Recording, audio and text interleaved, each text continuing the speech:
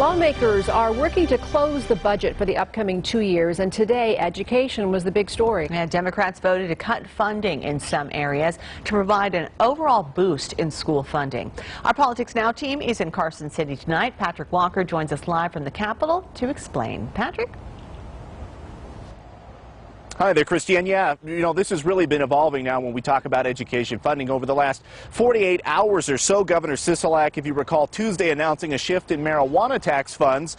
And tonight we're learning now at what cost that's going to come. The Senate and Assembly Budget Committees meeting jointly this morning. The focus, how to get more money into the distributive schools account and on down to school districts. Some estimates have the current budget shortfall about $100 million from being able to fully fund teacher raises this upcoming year, including a 3% raise across the board and a 2% step increase. The change sweeps the estimated $120 million in marijuana revenues from a special 10% tax over the next 2 years and sends that to the account that funds K-12 education.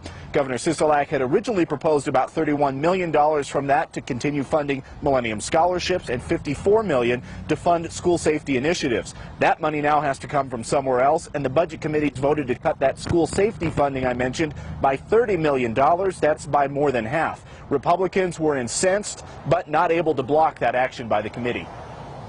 They're looking to shift and rotate some monies around, so they may be able to fill that school safety shortfall somewhere else.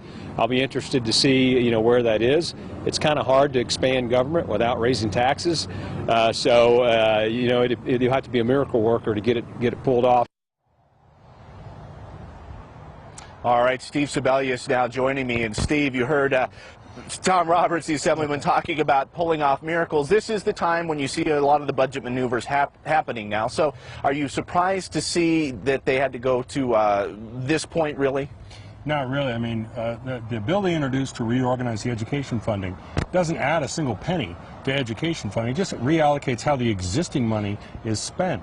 So when you saw the governor, for example, take that marijuana excise tax money, which we all knew was eventually going to go to education, just like the marijuana tax money from the initiative, we knew that was going to happen. We knew they had to find money in other areas. And so far, there's not a whole lot of money to be found for a lot of these programs. That per pupil funding as a result of the move goes up about $120 next year, so I think that tops $6,000 per student roughly in Clark County.